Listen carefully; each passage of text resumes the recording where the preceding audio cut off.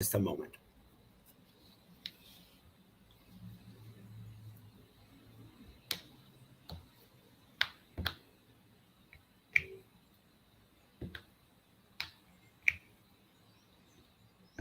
We are live.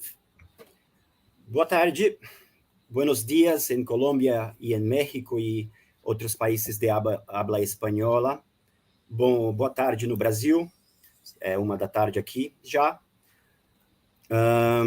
Quero dar as boas-vindas a quem nos acompanha hoje, em mais um dia, o penúltimo dia de conferências no âmbito do Colóquio Internacional Liliana Herrera em torno de Cioran.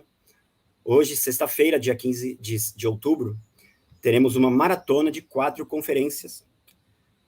Nesta primeira, ao vivo direto da Itália, nós recebemos a ilustre presença de Paolo Vanini, professor da Universidade de Trento, que nos brindará com uma apresentação sobre a ideia de um exílio melancólico, nas suas palavras, a partir de Cioran e o nosso querido poeta lusófono, Fernando Pessoa, em torno do tema da nostalgia. Só um parênteses, eu queria manifestar meus pêsames pelo falecimento hoje de Mário André Arrigoni, cuja imagem está aqui na tela, numa foto com o Cioran, inclusive, no Jardim de Luxemburgo, em Paris. Mário André Arrigoni é um escritor, ensaísta, poeta, tradutor, editor, um homem polivalente, e um dos melhores amigos italianos de Cioran, falecido neste dia 15 de outubro de 2021. Não só a comunidade cioraniana, muitos outros italianos e italianas estão de luto hoje pelo falecimento de Mário André Arrigoni, e também tem uma razão a mais para estar também de luto a comunidade cioraniana italiana e internacional. Eu, particularmente, já tenho o livro do Mário André Arrigoni, é um importantíssimo comentador crítico de Cioran, e realmente é uma morte, é um falecimento para se lamentar, a comunidade cioraniana internacional. Bom, fechando parênteses, então eu falava sobre o tema da apresentação do nosso amigo Paolo Vanini hoje, nessa conferência, e vou falar um pouco também do Paolo Vanini, queria apresentar um pouco dele, o currículo dele, né? Paolo Vanini, como eu disse, é professor de filosofia na Universidade de Trento, onde ele também integra um projeto de pesquisa dedicado a Cioran. Atualmente se ocupa da relação entre utopia, ceticismo e humorismo, desde o Renascimento até os dias de hoje. Paolo Vanini tem publicado artigos sobre Cioran, em diálogo com autores como Thomas Moros, Erasmo de Rotterdam, Jonathan Swift, Pirandello e Henri Bergson. Mais importante de tudo, eu posso dizer, pelo menos para quem se interessa por Cioran, é que Paolo Vanini é o autor de um dos, na minha opinião, mais originais e importantes estudos de exegese filosófica sobre Cioran, que eu tenho aqui na minha mão. O livro é Cioran e l'Utopia, Prospettive del Grotesco, em português, Perspectivas do Grotesco. Um excelente livro, e, inclusive, recentemente eu fiz uma entrevista com Paolo Vanini, que está publicada no blog, o portal Emil Cioran Brasil, no WordPress, e quem se interessar depois pode acessar a entrevista, que eu estou colocando aqui nos comentários, e ler essa entrevista exclusiva sobre o livro Cioran e l'Utopia, Perspectivas do Grotesco, e temas adjacentes ao conteúdo do livro. É muito interessante o diálogo que faz, e que eu não conheço nenhum outro comentador de Cioran fazer, entre o nosso pensador romeno e o escritor inglês não, se não me engano, escocês, né? Ele é muito conhecido pelas Viagens de Gulliver, mas tem uma obra extensa, ensaios, e um paralelo, um diálogo entre Cioran e Jonathan Swift, o autor de Viagens de Gulliver, que ficou mais conhecido, ironicamente, né, pela sua literatura que é considerada infantil, o que a gente pode até questionar. Enfim, falei demais, eu quero passar a palavra para Paolo Vanini e agradecer a presença dele aqui hoje, aceitar a participação em compor este colóquio internacional Liliana Herrera, na sua primeira edição, em 2021. Eu queria anunciar já que o Paulo decidiu apresentar em inglês e não na sua língua italiana. Então, quem estava esperando ouvir, né, a música da língua italiana, infelizmente, vocês vão ter que ouvir outra música que também é bonita, da língua inglesa. E talvez, inclusive, falando inglês, ele alcance uma audiência maior, né? Porque eu acho que mais pessoas falam inglês e entendem inglês do que italiano ou francês e outras línguas. Então, eu particularmente gostaria muito de ouvir a musicalidade do italiano, mas eu, como preferir o nosso convidado, eu já passo a palavra para ele, então, que vai iniciar a sua apresentação. E, felizmente, para esta apresentação de Paolo Vanini, teremos a tradução simultânea, né, por assim dizer, se a gente pode considerar a legenda, que eu vou apresentar aqui neste PowerPoint. Tá? Então, já vou deixar aqui a bala na agulha e passo a palavra para o meu amigo Paulo. Paulo, grazie mille per la presenza. Thank you very much for your presence, for having accepted the invitation to participate. And I'll give you, now you have the words, you can start. If you just feel at home, thank you very much. Thank you. We want to hear you. I'm very eager. Ciao a tutti. Hi, everybody. And thank you, Rodrigo, for your invitation. I'm very pleased to be here. And I'm very happy to be here today to talk about Cioran. And I'm very happy to talk about two subjects that we usually relate to Cioran: nostalgia and skepticism. Indeed, if we think about it, it is difficult to imagine someone more nostalgic and more skeptical than Cioran, especially when we talk about philosophers. Maybe we could think of some poets that are traditionally more confident with regret than with logical demonstration. For example, we could think about Fernando Pessoa, the Portuguese poet whose poetry turns around the theme of nostalgia.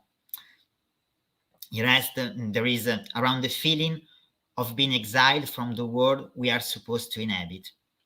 Indeed, today, my speech will be divided in two parts. In the first one, I will focus on the strange relationship between skepticism and nostalgia in Cioran's thought. In the second part, I will talk about Cioran as a reader of Pessoa, to show how Pessoa's literary works could help us to understand some aspect of Cioran's nostalgia.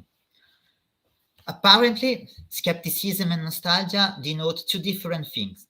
Skepticism is related to the lack of certainties, while nostalgia is related to the irrational certainty of having lost something very vague, but at the same time very important, something like reality.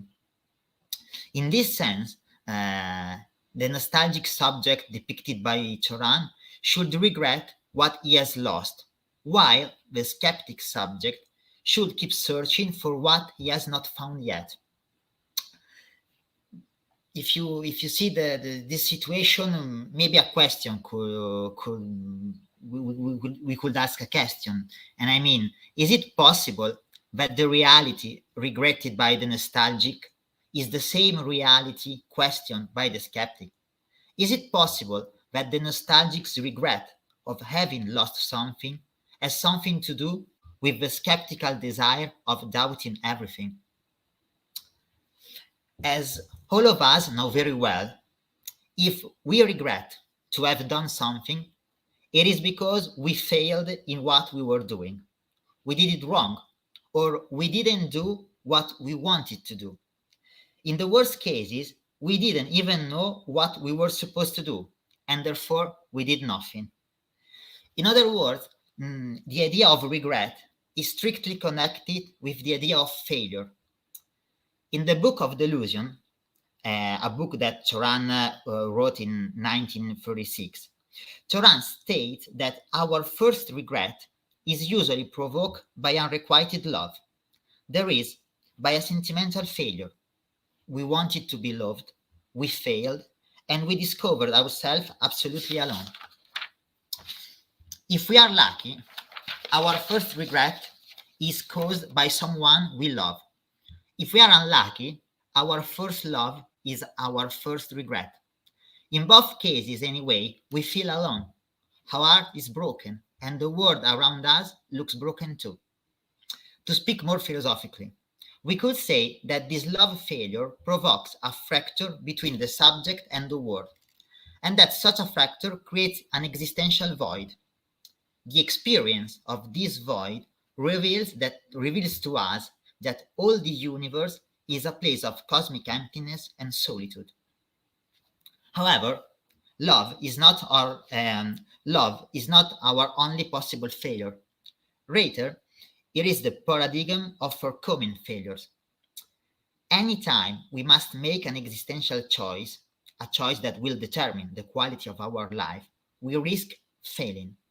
And Cioran says that any existential failure proves that there is a fracture between ourselves and the world around us. As a reaction, we question this world and all of its rules, given that this world is responsible for our solitude and disappointment. In this sense, in Cioran's view, nostalgia forces the solitary to look at the world differently, thus involving a skeptical approach to reality. We didn't accept the world as it is, and therefore we question the world. This idea is expressed in another book written by Cioran in 1942, his first book, which is called On the Ice of Despair. In this text, Cioran already observes, and I quote, "One can experience loneliness in two ways, by feeling lonely in the world or by feeling the loneliness of the world." Here, Cioran is describing solitude as a process of marginalization of the subject, a process of isolation comparable to the metaphysical exile from the world.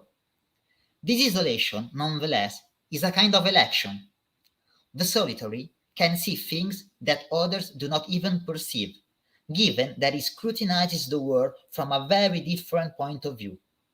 But precisely because of this difference, he is not able to communicate his visions to others. The more his visions are unique, the more his solitude is absolute. Therefore, the strange privilege of his condition forbids the solitary subject from belonging to any place, that is, from feeling at home. It seems that the solitary subject is everywhere far away from home, even though he would desire to find a place to call home where nobody is left alone. This contradictory desire to come back to a place we never belonged to is called nostalgia. Cioran, to emphasize the ambivalent nature of this desire, compares nostalgia to a disease, and I quote, "the disease of the distant." According to this metaphor, the nostalgic is someone who is ironically unable to perceive the right proportion of the surrounding world. The nostalgic is not blind. On the contrary, his visions are very detailed. However, all he can see proves that the surrounding world is unreal. Regardless of the place where he is, the nostalgic knows to be in the wrong place, to be somewhere else from the place that he's looking for. And the more he looks for this place, the more he realizes that such a place may not be identified. In Cioran's view, this awareness is connoted by a melancholic tone, that is, by the feeling that we are separated from reality because we are also separated from ourselves. Here, it is important to note that the metaphor of nostalgia, like the disease of the distant, is taken from a chapter of A Short History of Decay entitled Apotheosis of the Vague. Nostalgia is the real object of this chapter, since it represents the aspiration to return to a place that is unknown, unpalpable, and vague. According to the logic, to recover such a place, we should first define it or locate it. But if we try to define it, this place suddenly disappears, and we suddenly fall into nothingness. The point is that the self is not allowed to exist in a place called nothingness. Cioran emphasizes several times that this paradox is not a logical paradox. It is an existential ambiguity that connotes every single instant of our life. To portray this ambiguity, Cioran depicts nostalgia by referring to the opposite concept of heimat and infinity. He writes, and I quote, "Nostalgia is precisely to feel eternally distant from chez soi, and outside of the contradictory postulation of heimat and infinity. It takes the form of the return to the finite, to the immediate, to a terrestrial and material appeal." Now, heimat is a fundamental concept of German Romanticism, expressing the idea of home or homeland. On the one hand, it connotes an idyllic world wherein the individual can experience the safety of a second childhood. On the other hand, it evokes the loss of this natal place and the desire of recovering. However, this idyllic world is not but a creation of our fantasy. In this sense, Cioran argues, the concept of heimat involves the desire to conquist a place that does exist only in our regrets, that is, in our imagination. We could say that the heimat represents a perfection anterior to the existence itself. Therefore, and in its turn, the very fact of existing represents a degradation of the heimat. Cioran affirms that this unsolvable situation defines the essence of Sehnsucht, that is to say, the German word for nostalgia. According to Cioran, Sehnsucht connotes a nostalgia without limits, implying a ravaging desire of the absolute, that is, of a lost paradise, which is both the object of our regrets and a regret impossible to define.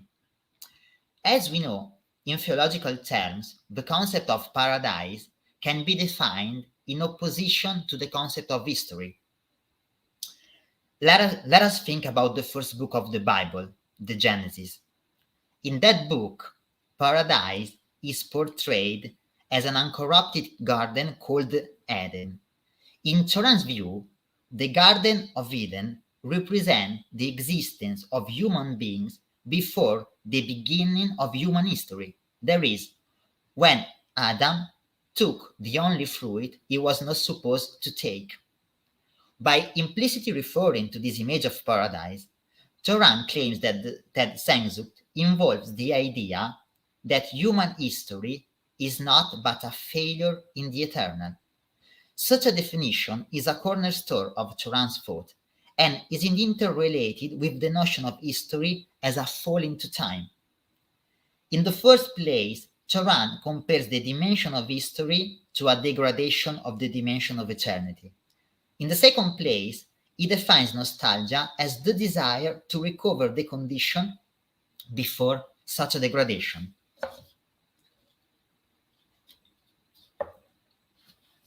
This last point explains how Cioran has always been interested in those cultural traditions permeated by the sentiment of nostalgia, as the German, the Portuguese, and the Romanian ones. In an interview with Sylvie Jadot, Cioran observes that the Portuguese concept of saudade and the Romanian concept of dor are the only nouns capable of evoking those indefinable tearing of time depicted by the notion of Sehnsucht. However, there are some differences. On the one hand, these three words, saudade, dor, and Sehnsucht, can be translated with the same noun, nostalgia. On the other hand, they reveal different shades of nostalgia that reflect the different histories of these countries. Sehnsucht expresses the regrets of a great nation, Germany, that tried several times to conquist the world and to be the ruler of history. Conversely, dor and saudade reflect the history of marginalization suffered by Portugal and Romania. Cioran stresses that Sehnsucht is a nostalgia that urges to act, while Dor and Saudade are two kinds of nostalgia that prompt to surrender.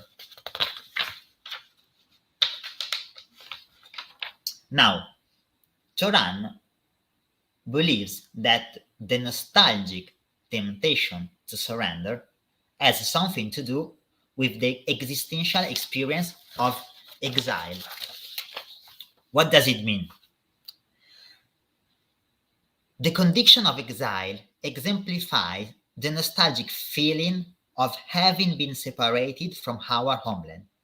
This is the reason why he is interested in the history of the exiled people, as the Jews, who lost their homeland and who faced the condition of an existential uprooting. In a letter to his Brazilian Portuguese translator, José Thomas Brum, Cioran writes that the ideas of nostalgia and melancholia mark the tradition of these people, and he mentions the history, the music, and the idioms of Russia, Hungary, and Portugal as a proof of his hypothesis. Especially, he focuses his attention to the similarities between the Portuguese and the Romanian idioms, as they are, and I quote, particularly apt to translate all that yields to melancholy and failure. En français, spécialement apte à traduire tout ce qui relève de la mélancolie et de l'échec. The Portuguese concept of saudade and the Romanian concept of dor are linguistic examples of this metaphysical similarity, since both these words manifest the experience of failure and pain provoked by the violence of compulsory isolation. These concepts are close to the meaning of Sehnsucht. However, Cioran observes that dor and saudade are marked by a poetical vehemence absent from the German feeling of nostalgia. If Sehnsucht symbolizes an aspiration towards the absolute, dor and saudade depict the failure of this aspiration, a fall into the absolute, if we want to propose an oxymoron. From this point of view, saudade and dor do not simply imply the regret of another universe which we lost, or of an idyllic childhood which we ruined. More drastically, they involve the desire for an existence that is radically anterior to the existence itself, since the very moment of birth is the origin of all our diseases. This desire of coming before existence can be translated as a desire of having never been born. As you know, this idea is at the core of The Trouble with Being Born, an aphoristic book written by Cioran in 1973. The central theme of this fundamental book is the scandal of birth. Cioran reacts to this scandal by imagining a time when time did not yet exist. There is a hypothetical condition of pretemporality represented by the notion of the non-born.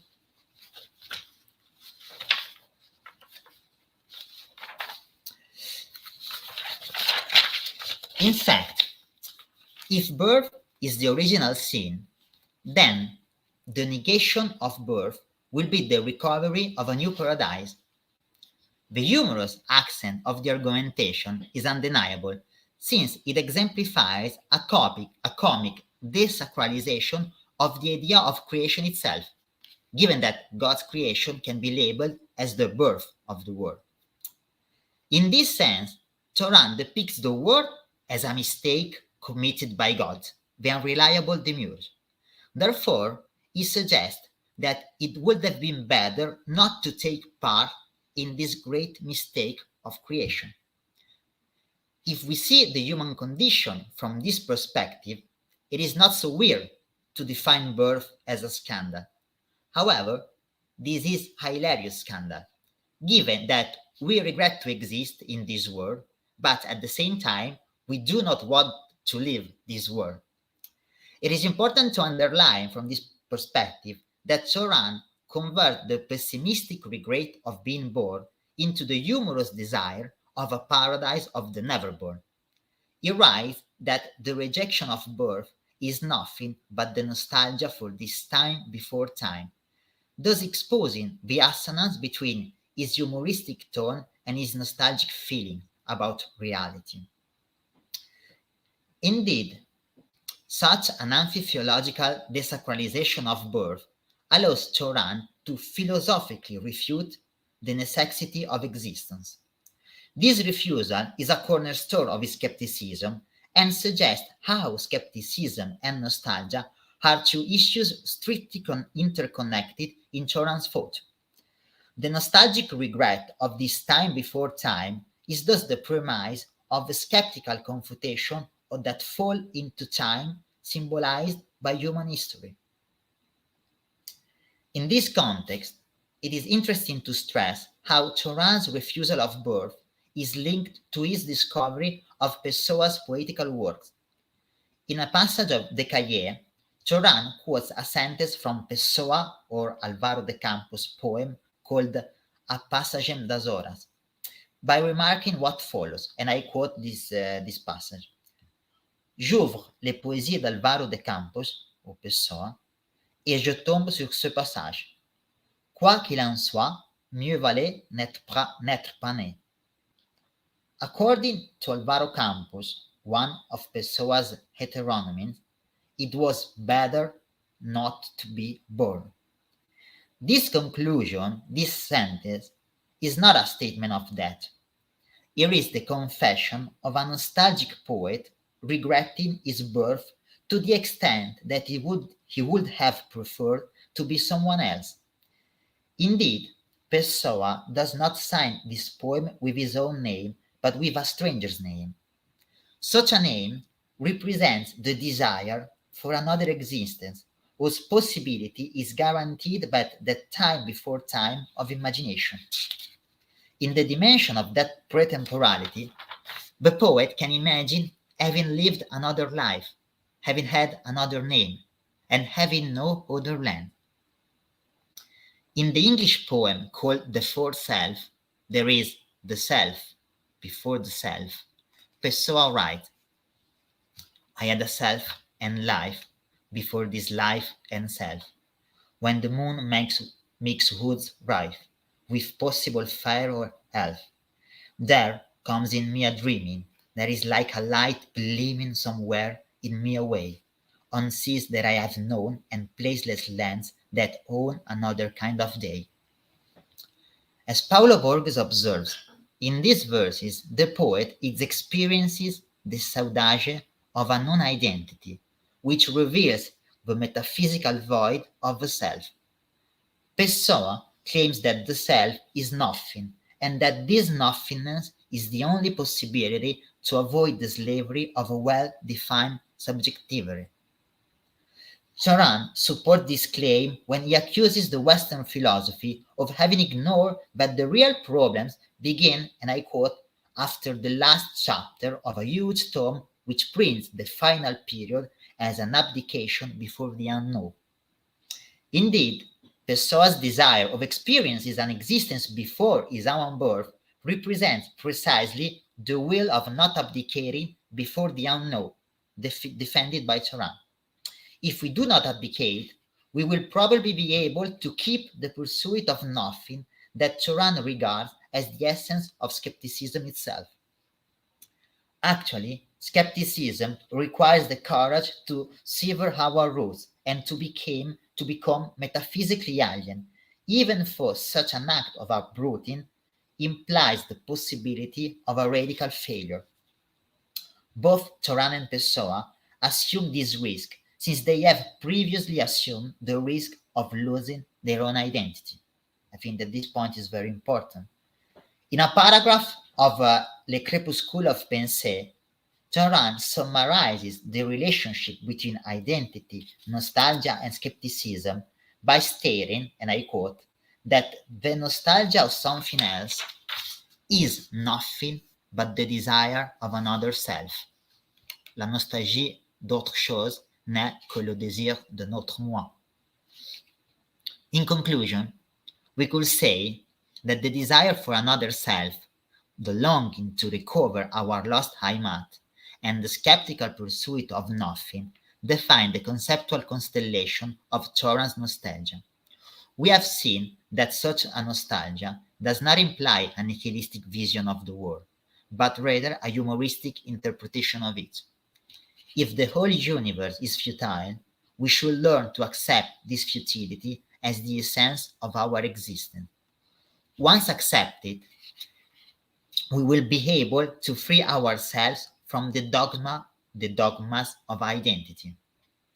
Of course, without the support of such an identity, we risk failing into nothingness and to become failures. However, this is exactly the challenge that Cioran is offering us, given that failure and truth are two sides of the same coin.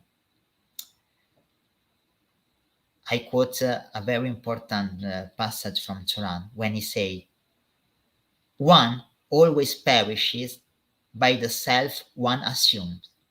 To bear a name is to claim an exact mode of collapse," claims Cioran in the first chapter of The Temptation to Exist. Nostalgia is the refusal of the precision of such a collapse. It is the desire to fail somewhere else, with someone else, because in the land of the unknown, loneliness is not the only possibility of existence. Thank you very much for your attention. Thank you very much, Paolo. Such an amazing presentation about an amazing, instigating subject, which concerns both Cioran and Pessoa. I do have some questions of mine that I would like to ask. I wish I had written them down while I was listening to you, but as you know, I was controlling the PowerPoint presentation, so I will need to elaborate them. Improvisationally. But before I make my questions, I would like to see if there are questions from the audience. Por favor, pessoal, sintam-se à vontade para fazer perguntas para o Paulo. Paulo, do you intend to answer them in English, right? Yeah, if you agree. Ok.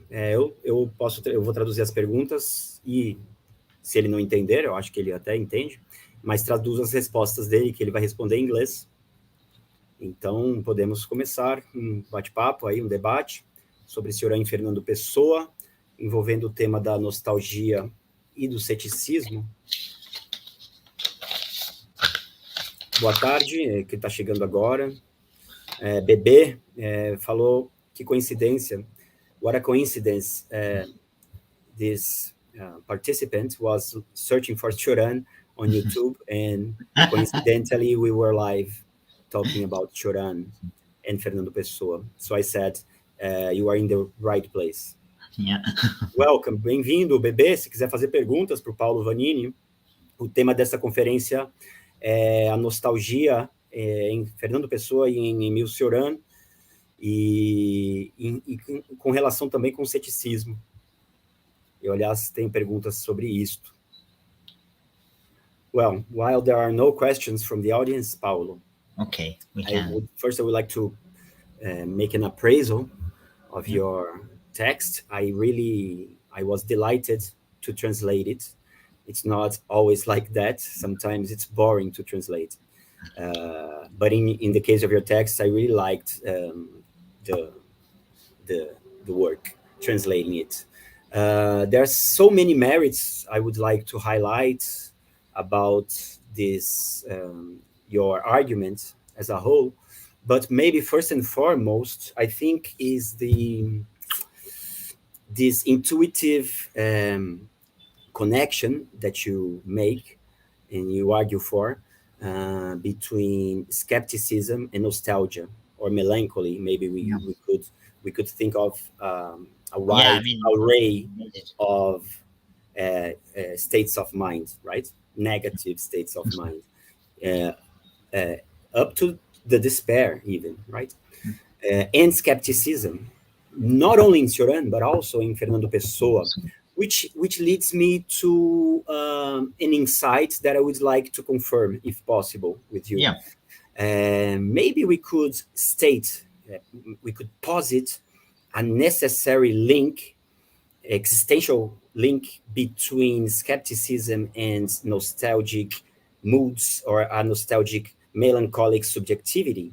That's my intuition. It's a question. I think so. I think that when we think about when we talk about reality, we are also talking implicitly. We are also talking about truth. I mean, if we have the feeling of not belonging to reality, in the very moment we have that feeling, we also have the need to question the reality around us. Can I translate? Yeah. Before you continue, otherwise I'm not a professional translator and it's too long. Yeah. Ele está dizendo que sim, ele acha que essa... Eu perguntei para ele se a gente poderia afirmar uma relação necessária, em termos existenciais pelo menos, entre ceticismo, tendência ao ceticismo, a dúvida cética, a duvidar, questionar, e tendência subjetiva, psicológica, a estados de humor, de ânimo melancólicos, nostálgicos, o tédio, a nostalgia, a melancolia, e não só o termo central da apresentação é nostalgia, mas a gente pode falar numa ampla gama de estados subjetivos, né, sentimentos, como tédio, melancolia, nostalgia, e chegando até o extremo do desespero, porque é o que está no título do primeiro livro de Cioran. E ele respondeu que sim, isso faz sentido, dá para estabelecer um paralelo necessário, talvez, entre tipos subjetivos melancólicos, nostálgicos, como o Fernando Pessoa, mas na verdade também como Cioran, né? Eles se refletem nesse sentido, eles se espelham, e céticos. Então, assim, basicamente, traduzindo, o cético, no fundo, é um nostálgico, e o nostálgico, no fundo, é um cético. Is that it, Paulo? Yeah. Deeply, the skeptic type is a nostalgic type, and the nostalgic type deeply is a skeptic type? Yeah, I think that there is a possibility. I mean, I don't want to pose it like a law about the relationship between nostalgia and skepticism, but I think that we usually think about the idea of nostalgia as something very romantic and very depressing, and it's like, okay, you were disappointed by reality, so you're not able to accept reality. But I think that it is also important to see nostalgia from a different perspective. I mean that the feeling that when we there is one thing that is very interesting for me, and in my perspective links the question of nostalgia with the question of utopia. It's like the feeling that reality is a fiction, that we are living in a fiction. And I don't want to say it like an ironic with an ironic tone. It's like that if we realize that the reality around us is nothing but a fiction, we also realize that we cannot be so sure of our certainties. I mean, and I mean that the nostalgia of another world actually means the nostalgia of a world whose inhabitants don't actually believe in their existence, I mean that in their importance. If we think that the world is real and we are real and we belong to the truth and we are the rulers of our truth, so we will be serious about what we do and about what we believe, and maybe we will not be able to accept that someone else tries to belong to another place or to believe other things. And so in this sense, that I think that especially in Cioran is several references to nostalgia have a philosophical meaning. It is like I am not just like a romantic guy who wants to show that he's so depressed because of the war and because of the depression of the war. It's like I'm trying to give you the opportunity for 1 second to imagine that that we can do something different. So in this sense, like the regret of reality has a positive meaning. Just like try to question the world. I don't know translate? If okay, if you want. I don't know if I and you can continue just so I can remember. No, I don't know if I was able to explain myself. Very substantial so far. Please, let me translate so far. Yeah. So, então, pessoal, ele diz que é importante a gente desconstruir tanto quanto possível, certo preconceito que se cristalizou na nossa cultura sobre a nostalgia e certo tipo nostálgico, né? Como Fernando Pessoa, além de Cioran, seria, e um certo estereótipo desse ser nostálgico e melancólico, como se isso fosse necessariamente e unicamente sinônimo de depressão, negatividade, pobreza, privação, miséria, vazio interior, etc. e tal. E talvez isso seja, em grande parte, um preconceito herdeiro do romantismo, ou já também de certo estereótipo do romantismo, nem o próprio romantismo, né? Que, aliás, tem a ver com a pergunta aqui do Lucas, eu acho, se eu não me engano. There are some questions to you, Paulo.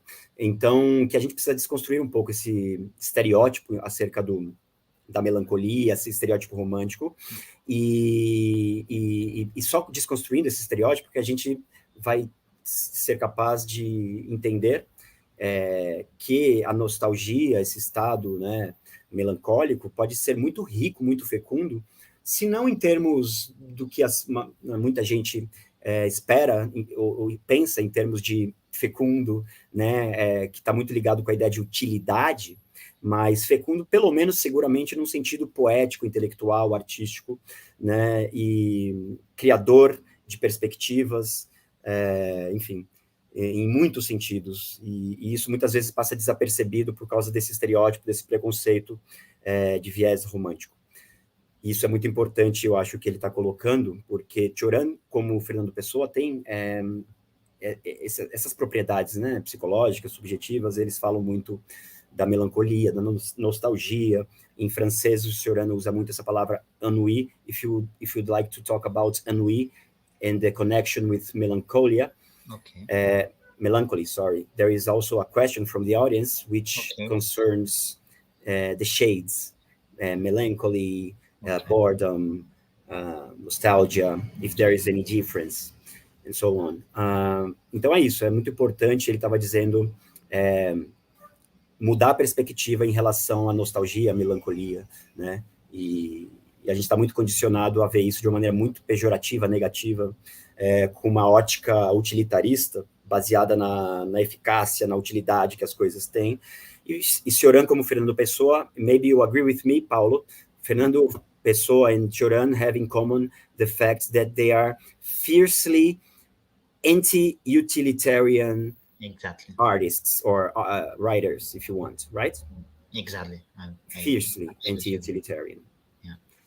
Eu tentei lembrar de tudo que ele falou e traduzir, né? Mas acho que passou alguma coisa, infelizmente. E eu queria agora me dedicar às perguntas do chat. Can I bring you some questions from the audience, Paulo? Sure. Muito boas perguntas, por sinal. Very good questions, in my opinion. The first of which comes from Rafael Gomes. Olá, Rafael, não sei de onde é. Mucho gusto. Muchas gracias por essa muy oportuna pergunta. He thanks you for the excellent exposition, and he asks if in Cioran there's any difference between nostalgia and melancholy. Yeah, there are. I mean, both the terms connote the same conceptual constellation. I mean, they are interrelated. But and when we talk about nostalgia, we can say that nostalgia is connoted by a melancholic tone, or otherwise we can also say that melancholy is connoted by a nostalgic tone. But from like a philosophical perspective, they define two different ways of which we relate to, we approach the reality around ourselves. I mean, nostalgia connotes the distance that separate ourselves from the world around us. Instead, melancholy connotes the feeling that we are separated from ourselves. It's like it's a psychological fracture. And so this is melancholy. Yeah, it's like, but it's very right. I had not time to talk about this, but one other thing that we couldn't, one other aspect that or one other metaphor that we use to relate to create a relationship between Cioran and Pessoa is the metaphor of glass, of the window. In different parts of their work, they talk about our relationship to the world by using this metaphor. And this metaphor is like we look like someone who is looking outside of the window of our room. So, and when we look outside the window, we can see the world. We really know that the world exists and that we are part of that world because we see it. But at the same time, we cannot go outside because we are separated from the world by this thin matter of glass. Is transparent, so we have the illusion to can go outside, but there is a wall. There is a transparent wall between us and the world outside us, and this condition to be like people who are forced to live. Grazie Vincenzo. This metaphor is very important to understand what we were talking about before nostalgia and melancholia. I mean, it's like I think that the metaphor of the window is related to the feeling of nostalgia. We are behind the window, so we can see the world outside, but we cannot touch it. We are like separated. And so the fact of being able to see the world without being involved in the world is more dramatic. I mean, it would be better being in a room without any window and without no light. So we can accept the fact that we are okay. We can do nothing. But if we see the world outside the window, we have the illusion of can do something. And so this feeling of being like a person inside of a room and we cannot go outside, even if we are able to see the horizon in front of us, I think that that feeling is comparable to the feeling of melancholia. Otherwise, like nostalgia is related to the feeling that within ourselves, there are several selves. And this is why, for example, Pessoa uses the heteronyms to sign his poems and to sign his book. Is that the feeling? I would like to ask you about that, Pessoa's heteronyms, and Cioran, who does not have any heteronyms. It's one of my questions. I will try to translate what you've said, Paulo. Então, a resposta para a pergunta sobre a relação entre nostalgia e melancolia, segundo ele, parte dela, acho que a primeira parte fundamental, respondendo essa pergunta, que eu coloquei aqui no chat. If I got it right, Paulo, nostalgia would be like the loss or the separation towards reality, while melancholy would be like a loss or a separation in relation to oneself. Exactly. In such a way that the best metaphor, physical object to describe nostalgia would be the transparent glass, right? The window. Yeah, the window. So the object for melancholy would be the mirror, do you think? Which returns us to ourselves? Yeah, but every time it gives us a different image of our face. So this is like a distorted mirror in a circus. Exactly. Okay. É isso mesmo, tá? O nome dele que fez a pergunta é Djalma. Djalma? Não, Rafael. Rafael, sí, hay diferencia, pero Cioran a menudo emplea las dos palabras de manera indistinta, como intercambiable. Pero sí hay una diferencia fundamental, según Paolo Vanini, que sería de que la nostalgia sería como una pérdida y una separación en relación a la realidad o al mundo, pensado objetivamente, el otro, no yo, al paso que la melancolía sería como una pérdida y una separación en relación a uno mismo, no al mundo como otro que nos transciende, ¿no? De manera que la imagen o el objeto que mejor significa la nostalgia, según Paolo Vanini, sería el vidrio, con la transparencia, de manera que podemos ver lo que está del otro lado del vidrio, el mundo, digamos, y sin embargo estamos separados del mundo mismo por ese mismo vidrio.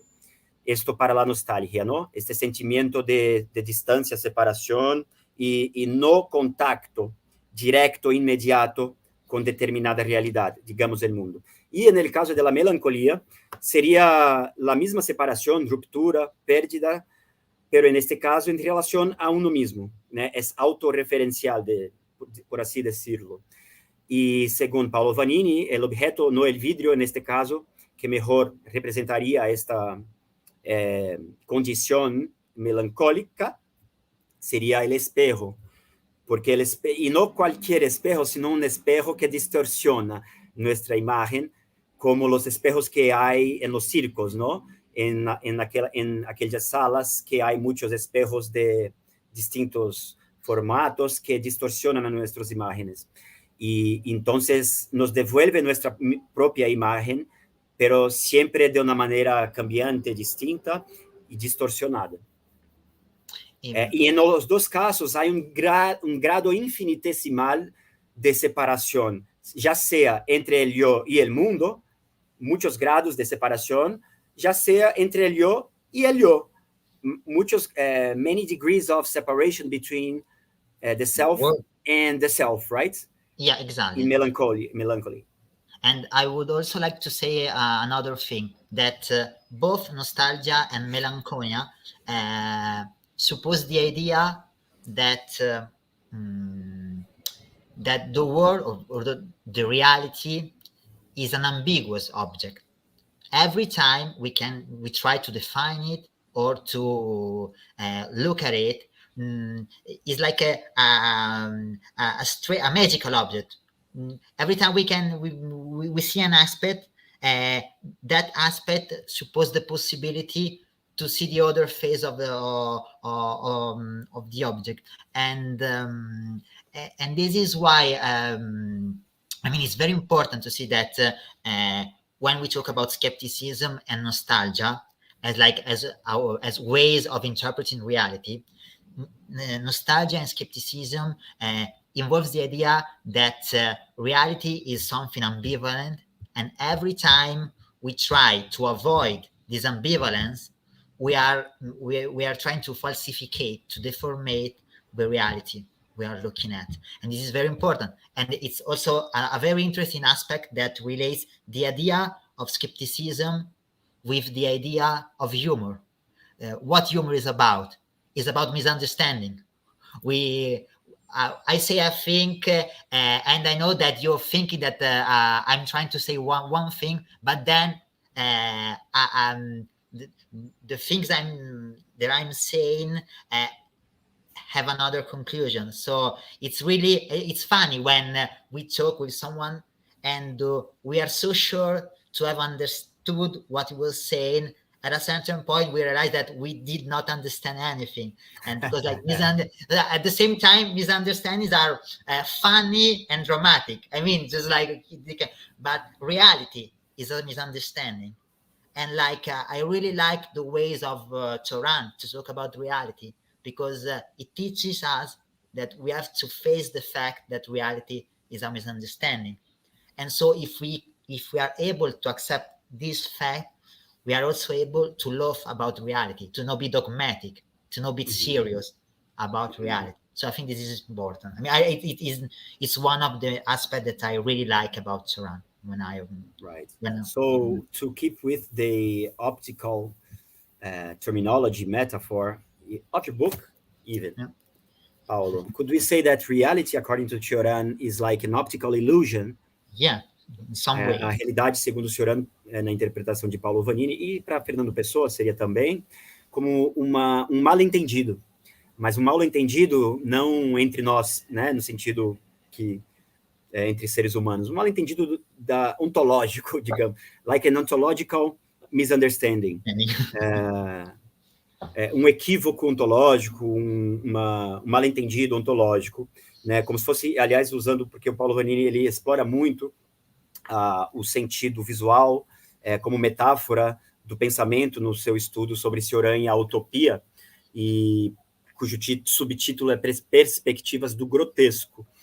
E o grotesco, ele pode até falar disso, tem muito a ver com essa deformação de padrões, formas que estamos acostumados, formas canônicas, em todos os sentidos de forma, individual, não individual, né? E certa perspectiva deformada dessas formas que nós aprendemos a perceber de maneira canônica, etc.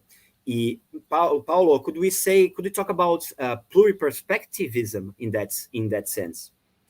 Yes, That you said that reality is always ambivalent. There are always at least two perspectives or two sides to everything real, so to speak, to reality. The very idea of perspectivism in the history of art suppose the fact that if you want to depict reality in a realistic way, you have to know the mathematical rules to deform the single parts of the object in order to give the illusion of like an harmonious object. And if we think about the ways our sight works, is that if you look at the palace at the end of the street in your and you look at the same time on your finger, you always the finger looks bigger than the palace that there is at the end of the street. It's like a falsification of the real dimension of reality, but it's the only way we can able to orient ourselves within reality. If we wouldn't be able to see in a perspective way, we wouldn't be able to go outside the street. So, and this is very interesting. Like even in our in our brain works in a perspectively, and so I think it is a very good idea, the concept of pluriperspectivism in this sense. Ele diz que, sim, essa ideia de pluriperspectivismo, e que não seria nem uma ideia, digamos, construída culturalmente, e culturalmente, historicamente determinada, né? Não, mas segundo ele, a gente pode até pensar esse pluriperspectivismo como uma propriedade da nossa natureza humana racional em contato com o mundo, né? Com o nosso meio ambiente circundante. Sem essa faculdade de ver as coisas em perspectiva, e aí muitos artistas, não só visuais, nas artes visuais, pintura, mas também nas letras, como Cioran, por exemplo, exploram muito esse perspectivismo, mas no sentido de criar perspectivas grotescas, deformadas, a partir de uma determinada imagem que foi culturalmente consolidada, cristalizada, digamos, a imagem do homem, né? Então, sem perspectivismo, nós nem poderíamos nos movimentar, segundo Paolo Vanini, andar, sair de casa, porque essa percepção em perspectiva já faz parte do nosso aparelho cognitivo e sensorial. There are some questions from the audience. Can we address them? Yeah. Paulo? Okay. I don't know if I forgot to translate mention anything that you said, if I remember. A nostalgia em Pessoa e em Cioran seria um fruto, um rebento da nostalgia típica do romantismo, ou eles, Fernando Pessoa e Cioran, remodelam o tema de maneira pessoal e única, na sua opinião? I think that both the alternatives are true. I mean, it is quite impossible to read the Cioran's and Pessoa books without thinking about romanticism, because there is a philosophical mood and also an aesthetical mood that is radically linked to the romantic idea of the meaning of poetry. But then they took this heredity, and then they are able to do something different. If we think about Cioran, for example, if we compare the text that Cioran, the young Cioran, writes in Romanian, and then we compare them with the French text, one of the difference is about the meaning of poetry. in several points of this work, Cioran say, okay, when I was younger, I have this so romantic idea about poetry. Like I really believe that poetry could save us. Like that the very meaning of poetry could reveal us the last truth about the universe. And that idea is completely denied in later, not because he denies the value of poetry, but because like he's saying, I became more ironic about my illusion on poetry. And so and in Cioran is very interesting also this point that when Cioran talk about irony and melancholy, like he always thinks about the meaning of irony and melancholy for romantic poetry. It's very important, but he's trying to be more radical in what he does about irony. It's like it's like to say, I think that Cioran tries to show that if we really want to be like romantic, we have to treat ourselves as like as the romantic imagine the universe, like a play. But if we really want to think about ourselves as a game, as a joke, we have to admit that that this game does not involve an idealistic image of ourselves, and this is the difference, I think, that between Cioran and Romanticism. And if, for example, if you think about the relationship between Cioran and Nietzsche, Cioran believes in the possibility of the Superman, of like the Ubermensch, and in Cioran's view, it is a kind of romantic idea, the idea of a Ubermensch. With Cioran, this is not possible. But why? Because there is no room for irony in the idea of a Ubermensch. And so and I think I don't know Pessoa very well to answer properly about his conception of romanticism, but I think that there is an historic difference that is important to emphasize, that like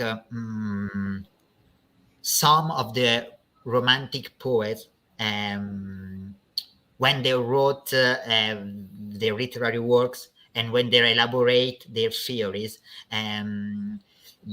they were very important public figures at that time. They were recognized as like as intellectual like references. I mean, Pessoa, like Cioran, is a poet that is more marginalized. So the ways he talk about reality and about it himself, I think that is less idealistic. But I don't know if you understand what I was trying to say. Maybe it's maybe there are the two opposite things at once, and even in Cioran, not only in Pessoa, Paulo, some idealism and some counter idealism together, conflicting.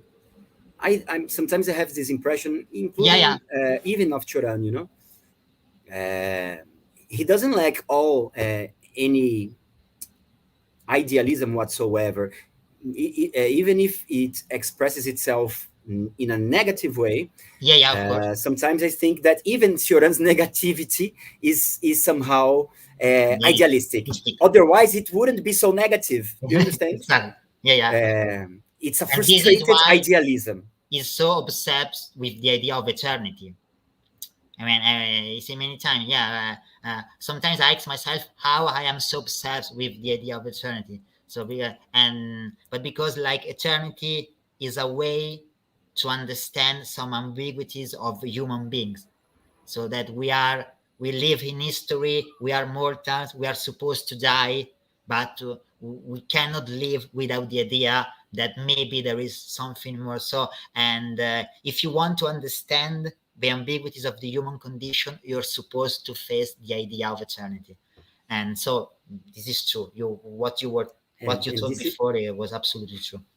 And the nostalgic is more likely to have this, let's say, predisposition to think in terms of the eternal and how we turn out to be perfect failures from an eternal perspective.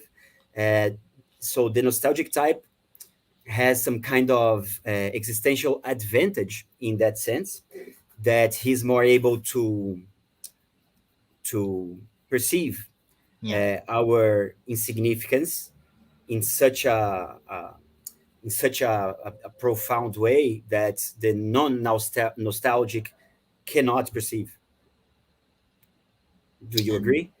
Yeah, I think, and I also think that I really like that you use many times the word perceive, because it is very important. And I am actually thinking about Montaigne in this very moment, because there is one beautiful thing that Michel de Montaigne used to say, and is that the perception of reality is strictly connected with our habits. What does it mean? It means that if we are used to see something, it is more probable that we, in the future, we always see the same thing, even for the things changed. So because like habit means that stuff. Okay, we used to say these kind of things, that we are not able to see other kind of things, and we even do not accept the possibility of the existence of other things. And so it is very important to educate ourselves to think, to accept the existence of things that do not match with our traditional perception of reality.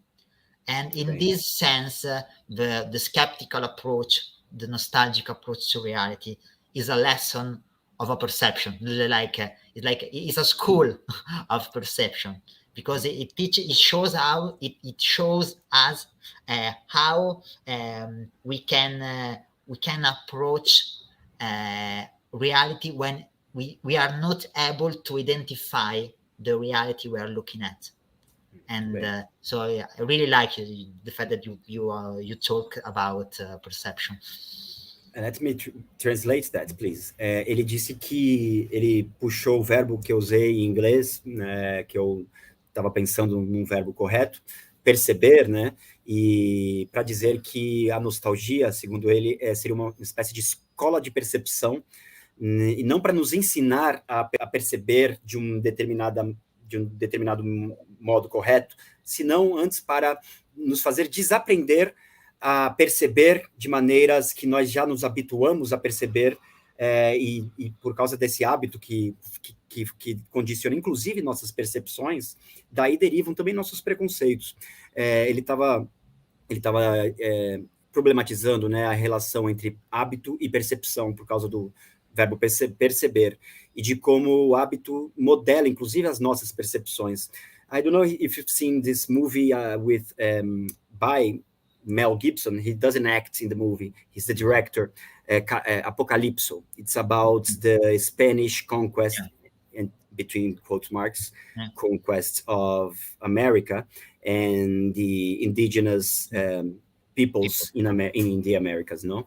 And there is this one scene in which there is the ships, the European ships are coming on the horizon, but as the indigenous, American indigenous, Aztecs maybe, they had never seen anything like that, not even close to that. It's like it's invisible to them. It's coming and they can't see it. They can see it. It doesn't match their sensorial device, so to speak.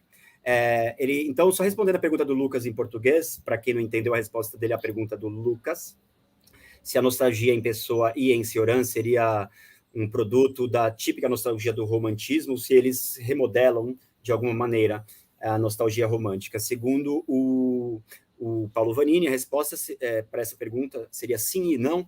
Sim, porque eles não deixam de ser continuadores de certa estética romântica, mas não também porque eles rompem, né? Há ruptura também em relação ao romantismo, entre aspas. Então, continuidade e descontinuidade, na opinião de Paolo Vanini. Tá, beleza, Lucas? Mas acho que o Lucas entendeu, ele responde direto em inglês.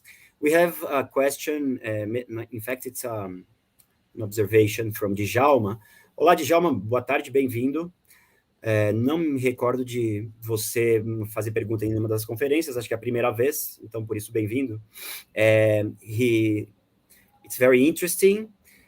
He has always considered skepticism as the opposite. Let's see what he means by the opposite. As the renouncement to thinking, facing the walls of the unknown, so to speak. Albert Camus uses this metaphor or this analogy of the wall, le mur absurde, os muros absurdos. E Clément Rosset also uses this metaphor of the wall, which we cannot surpass. So is skepticism the renouncement of the thought in the face of these walls of the unknown? And according to Djalma, this is generally, maybe I think there's a missing word. It's usually linked to the tranquility of the soul, ataraxia. Would you like to remark, to observe, to comment anything? No, I think that the question is very interesting, and I also think that luckily for us, Cioran is not Camus, so of course not.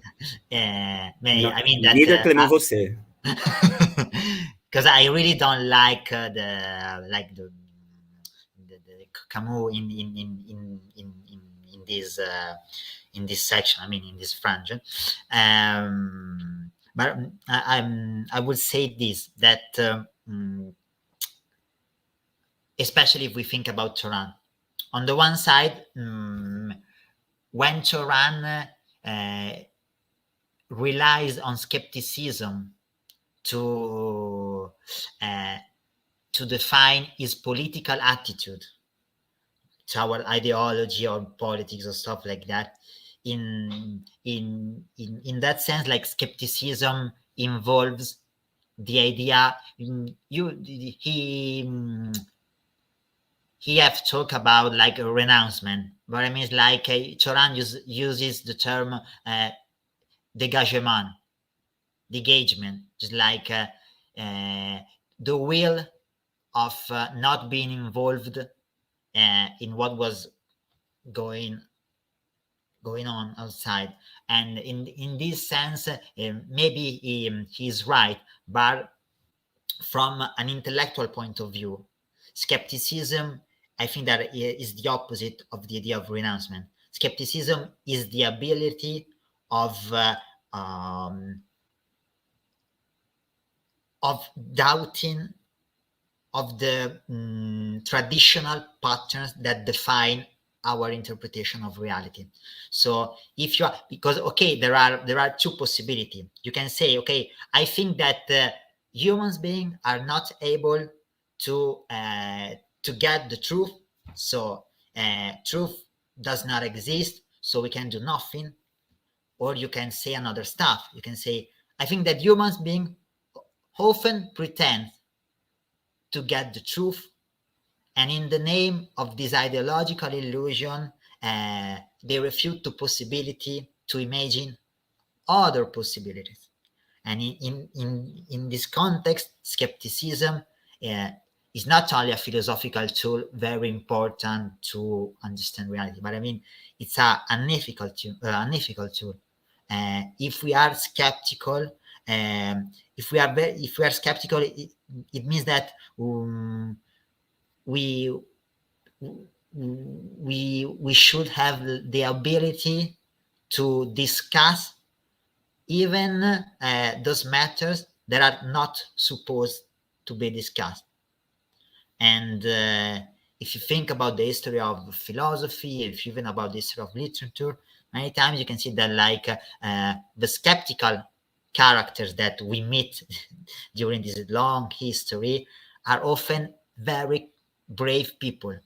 So we have to take a risk to discuss the orthodox point of view about reality. So I think that like if we think about the metaphor of the wall, I mean, like skepticism involves the idea that there are always something behind the wall, and we have to take the risk to pass over the wall, even though we do not know what there is behind the wall.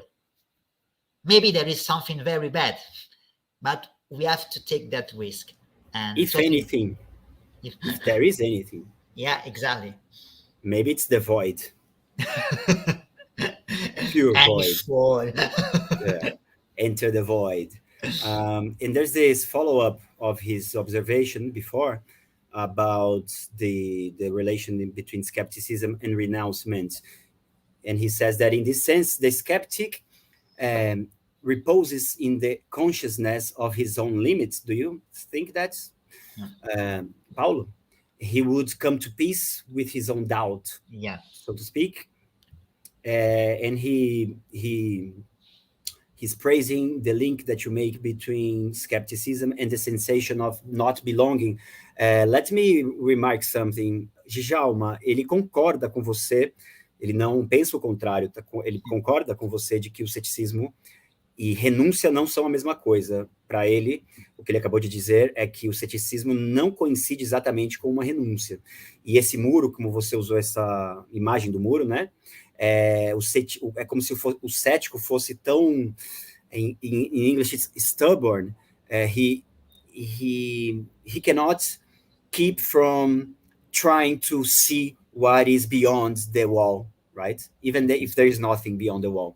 Ele tem essa necessidade de forçar a visão e tentar ultrapassar esse muro do desconhecido, mesmo que seja correndo um enorme risco de cair no nada e no vazio, mas seria mais essa atitude em vez de uma renúncia, segundo ele descreveu o tipo cético, né, na linha de Cioran e Fernando Pessoa. Não coincide exatamente com uma renúncia, no sentido que você perguntou. E aí ele fez... I have already read what he said. We have some more questions, Paolo, and I would like to... Yeah, okay, of course. To give the preference to the audience. Of course. Instead of my questions. And next, well, not questions, but also... no, there is a question by Lucas. Yeah. Not a question, sorry, it's also a remark. Yeah. Since there are different phases in Cioran's works, can we see different Ciorans? In the same way, there is a difference between Bernardo Soares of the Book of Disquiet and Alberto Caeiro. Not heteronyms, but different phases, maybe. Different facets of the same author. Yeah, I mean that one of Cioran's obsession is the obsession of identity. But Cioran faced this obsession in a different way than Pessoa. And in this context, it is interesting, and it is also funny to think about the relationship between Cioran and Buddhism. Cioran is very fascinated by Buddhism exactly because of Buddhism involves the idea that the self is nothing. But at the same time, he has to confess, he has to admit that he's not able to renounce to the idea of the self. So in Cioran, Cioran does not use like the literary tool of heteronomy, but he claims the necessity of studying different philosophical perspectives from the Western one, like Buddhism, like the South America, like the minor countries. Is the idea that in in the contact with other cultural perspective, is able to imagine his conception of self differently, and this is an aspect very important to understand his criticism toward the Western philosophy, that is usually linked with one image of identity. And so I would answer in this way. Segundo Paolo Vanini, Cioran era muito obcecado com a ideia de identidade. Isso não sem relação com o fato de que para ele era difícil estabelecer qualquer tipo de identidade. Então, por isso que o budismo, inclusive, atraía tanto Cioran, né? Porque o budismo não opera com base como nós, na nossa racionalidade ocidental, operamos a partir da ideia de identidade, substância, essência e tal, né? E por isso que Cioran se atraía tanto ao budismo, porque no lugar disso, o budismo, na verdade, preconiza um vazio. E o vazio não é justamente a negação de toda e qualquer identidade, como é a negação de toda e qualquer substância, essência, ser, etc. e tal. Ao mesmo tempo que, por mais que ele se sentisse atraído pelo budismo, Cioran sempre foi muito rigoroso no reconhecimento, e eu acho isso muito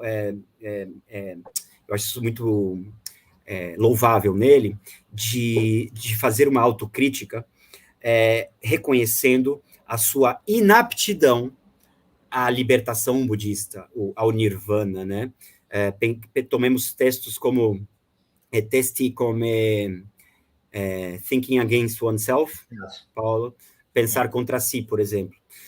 Cioran, ele é muito veemente nesse texto contra essa moda orientalista do século XX, né? Da Índia e tal, e aí todo mundo agora tá desprendido, tá no nirvana, né? He uses the expression from the heights of their liberation, they look us down as if we were inferior, not liberated as them. False liberation. Eles falam para nós, nos olham do alto da sua falsa libertação, né? Cioran falando mal dessas modas orientalistas. E aí ele fala mal da teosofia, fala mal da antroposofia, do Rudolf Steiner, da Helena Blavatsky, enfim. Então, Cioran não trabalha com a ideia de identidade, por mais que, justamente por isso, talvez ela seja uma obsessão para ele. Porque é tudo que é o mais impossível para Cioran de ser estabelecido, afirmado. Uma identidade qualquer que seja. This is the condition of the nostalgic type, right? He cannot establish any identity whatsoever. Yeah. For himself, for the world, for everything. Yeah, absolutely. I absolutely agree. This goes in the same direction as the reading of Paulo Borges, the way he reads Cioran in dialogue with Buddhism. You cite Paulo Borges, right? You quote him. Yeah. But I think Can you talk a little about this dialogue, I don't know, between Cioran and Buddhism in the sense of the rejection of identity? Yeah, I think that like in the first place, Cioran claims the need of recognizing the philosophical value of Buddhism. It's like to say, I think like that the greatest thing in the history of human thought is a work like the Hegel's phenomenology.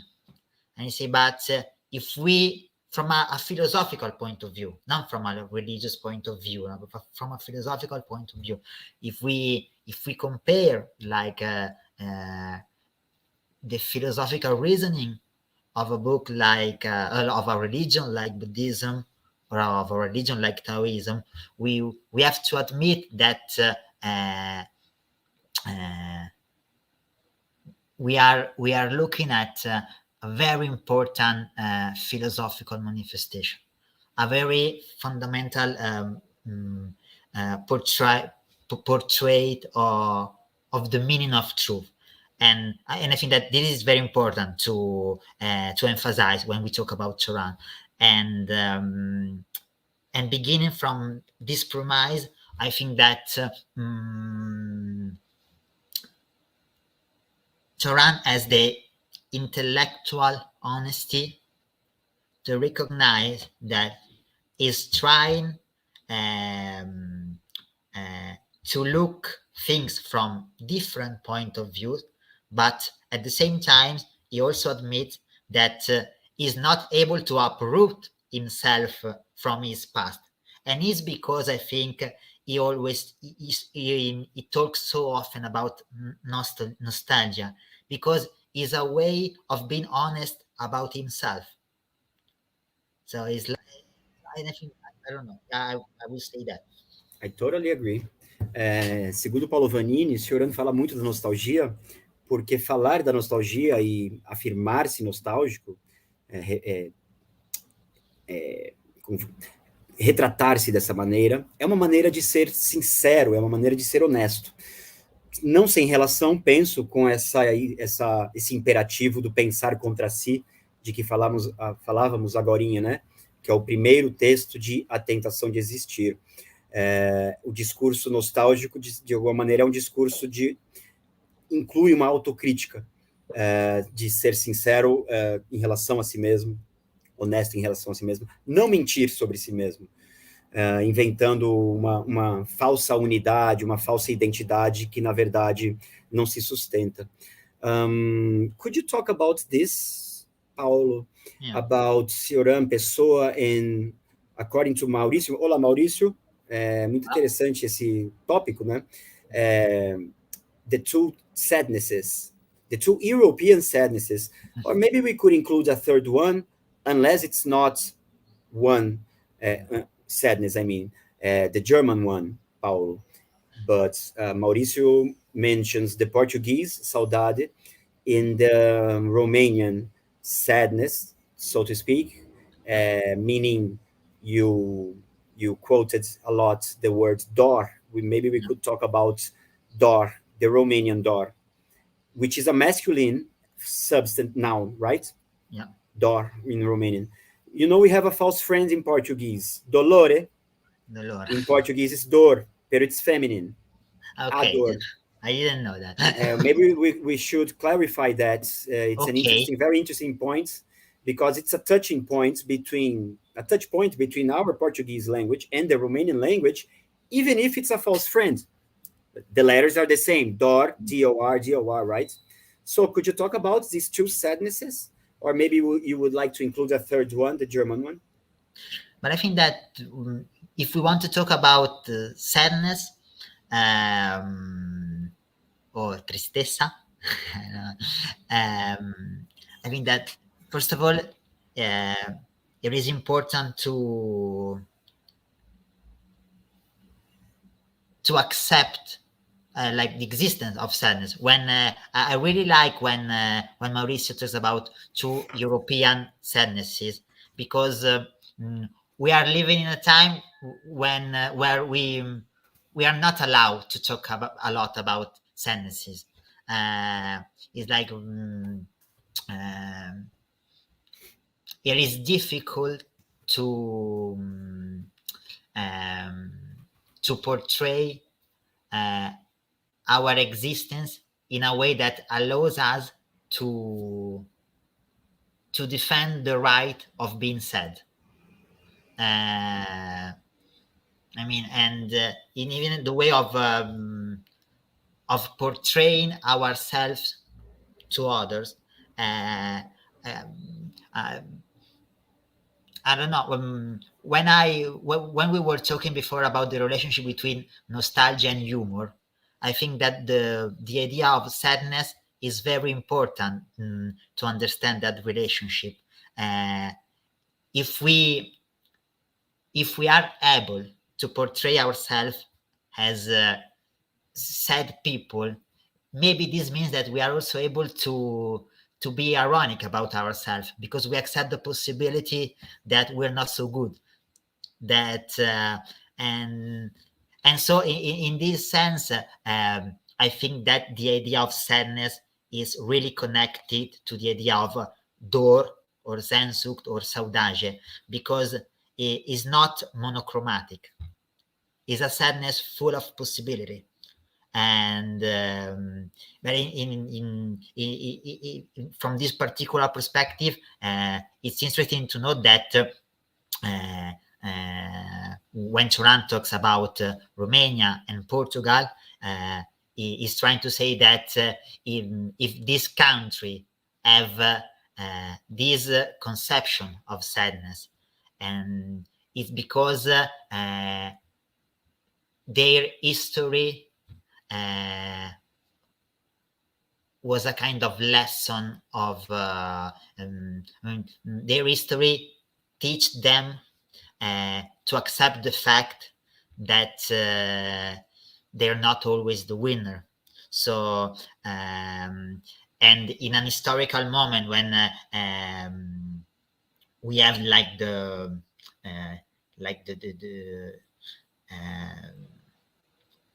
when we are supposed to be the winners, to be so pragmatic, to be so materialistic about the image of ourselves. I think it is difficult to explain, but I think that it is important to note that in contemporary philosophy, when we try to define the human condition, it is difficult to meet some philosopher that gives many attention to the idea of sadness. And I think that in this sense, I think that one of the reasons why Cioran is often portrayed as an anti-modern is because of he often talks about sadness or melancholy. But I think that from this point of view is one of the reasons because of his contemporaneity. I think that is really important to be able to talk about sadness in this time. I totally agree. I would like to highlight that in português. Eu queria destacar isso que ele acabou de dizer, né? Uma interpretação que ele tem de Cioran, de que falar tanto da tristeza, fazer o discurso da tristeza e da melancolia e do tédio e até do desespero, né? No caso de Cioran, seria uma maneira de ir na contramão, na contracorrente. Agora eu estou até pensando no título do... I'm thinking of the title of a text by Gabriel Marcel when Cioran published Le Mauvais Demiurge, An Ally in the Countercurrent, talking about modernity. Cioran is in the countercurrent of modernity when he makes the discourse of sadness, melancholy, maybe because modernity itself is some kind of happiness project, right? Or perfection project, even in terms of happiness, not only in these terms, but also in terms of happiness. I was talking about this mandatory happiness in today's society, right? In such a way that sadness becomes a taboo. Exactly. Is that right? Is that right? I was trying to say that. So Cioran and Fernando Pessoa, well, let's talk about Cioran particularly. He comes in handy in our utilitarian society who rejects any kinds of imperfection in negativity whatsoever. Old age, disease, suffering, death, is first and foremost. So is that the reason why Cioran is necessary poison or remedy in our culture, Paolo? To counterpoise this, I think that this happiness dictatorship. Yes, because one of the reasons I wanted to study Cioran from this point of view is because I always had the feeling that Cioran was not a depressing philosopher. He gave me a lot of energy and he gave me a lot of happiness, but because of his ability to face like the most the worst aspect of our life. But this is, from my experience, when I read Cioran, when I studied Cioran, he really gave me a kind of joy, because joy doesn't mean life is good, we are so good, we are so great, and so everything is perfect, so we are perfect. So the possibility of being happy is related to the capacity of facing the fact that we are not happy at all. So and this is the premise.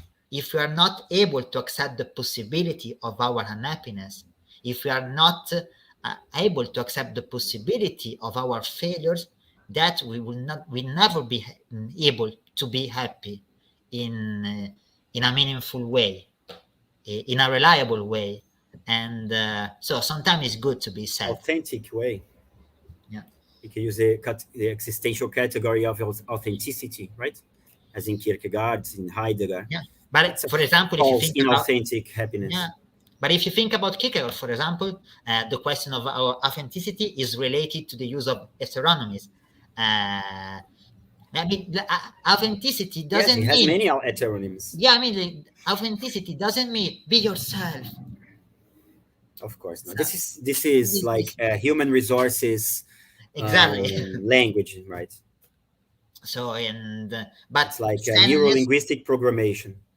I think that sadness is a very important part of our happiness. So if we cut off the idea of happiness, we are also cutting off the possibility of being really happy. So, muito importante isso que ele disse tudo agora. Eu concordo com ele. Ele estava dizendo que Cioran foi desde sempre para o Paulo uma leitura nem um pouco deprimente, nem um pouco debilitante, que deixa triste ou que faça chorar. E é nisso que eu quero dizer que eu concordo em gênero, número e grau com ele. E é uma coisa que eu sempre digo nas conversas sobre Cioran. I have never cried reading Cioran, as I have reading many other authors, not Cioran, not his case. On the other hand, I can't count how many times I have left my ass away reading some of his aphorisms, you know?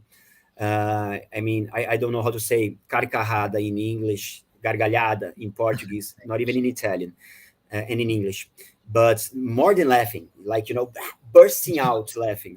Yeah. But I have never cried reading Cioran. Eu estou dizendo que eu concordo com ele, que eu digo que eu nunca chorei lendo Cioran, porque, como ele diz, eu também penso que Cioran não é uma leitura deprimente, entristecedora, né? Mas, pelo contrário, isso é muito interessante de pensar a razão. Mas, paradoxalmente, é um efeito paradoxal, e o que se esperaria que fosse um efeito deprimente, acaba sendo um efeito revigorante, inspirador, salutar, salutary, right? Yeah. Paulo. And it's a paradox. I'm still after the reason why this is like this. It's a paradox, I think. And many people don't experiment this paradox. For them, reading Cioran is actually depressing, saddening. I'd rather keep this book away. I don't want to think about these things he's writing. Mas aí, eu só continuando o que ele disse, é importantíssimo não eliminarmos a tristeza e a melancolia e a nostalgia, e nem a depressão das nossas vidas, e negar a esses sentimentos qualquer direito à existência, que é isso que a nossa sociedade tem feito cada vez mais, né, numa espécie de ditadura da felicidade, e proscrevendo da linguagem, dos pensamentos, das relações e da economia dos afetos, para usar essa expressão, toda e qualquer negatividade.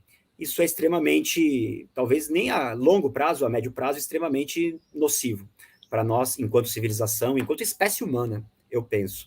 E segundo o Paulo, a felicidade, nenhuma felicidade verdadeira existe sem a concorrência, vamos dizer assim, de uma melancolia ou de uma nostalgia ou de qualquer outro sentimento, independente do nome que demos, que faça um contrapeso, digamos assim, à felicidade. Essa felicidade pura, perfeita da televisão não existe, né? From the advertising, right? The perfect happiness, Hollywood happiness, it's not real. É mais ou menos isso que ele disse.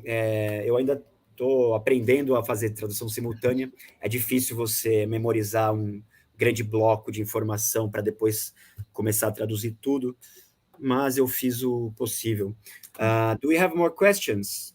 Maria, thanks you for the conference. Thank you, Maria. We had some remarks, not necessarily questions. Well, if we have no more questions, maybe... I have to say that in 10 minutes, I am supposed to leave because I am at my office at the university, and my university closes in 15 minutes. So, all right, so let's finish now. Paulo, as we have no more questions, I have some more questions for myself, but we can talk about them at some other occasion. And, well, I would like to thank you once more for your participation. It's such an enriching subject, such an enriching conference. The text is translated in Portuguese. Now I'm going to publish it in the blog. Okay. Então, pessoal, o texto do Paulo, que eu traduzi ao português, ele é muito maior do que o que foi apresentado aqui, e vou publicar no blog, no portal Emil Cioran Brasil, lá no WordPress. Quem quiser ler o texto do Paolo Vanini em português sobre um exílio melancólico, Cioran, Fernando Pessoa e a nostalgia. E se não temos mais perguntas, podemos encerrar por aqui, inclusive porque o Paulo precisa sair da universidade onde ele está agora, lá, muito mais tarde do que no Brasil, e já está fechando daqui a 15 minutos, ele precisa sair. Então, vamos nos despedir do Paulo. Eu quero reforçar meu agradecimento em português uma vez mais pela sua presença, Paulo, por ter aceitado participar e compor com a gente. Imensamente rico.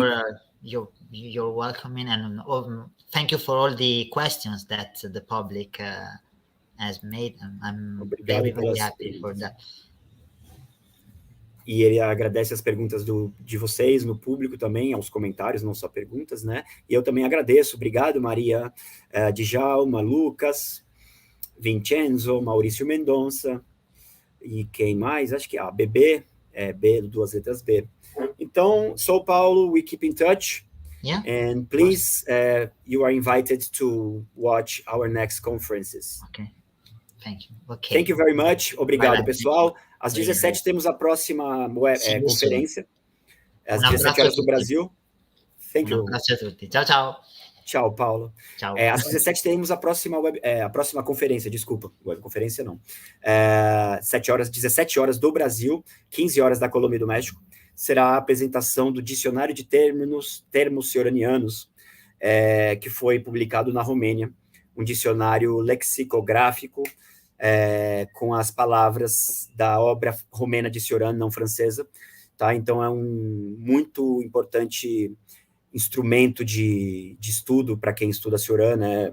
Estudos críticos, que é um trabalho lexicográfico sobre o discurso romeno e as palavras do discurso romeno de Cioran.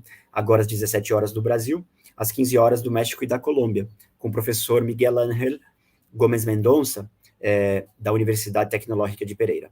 Então, pessoal, até daqui a pouco. Até já.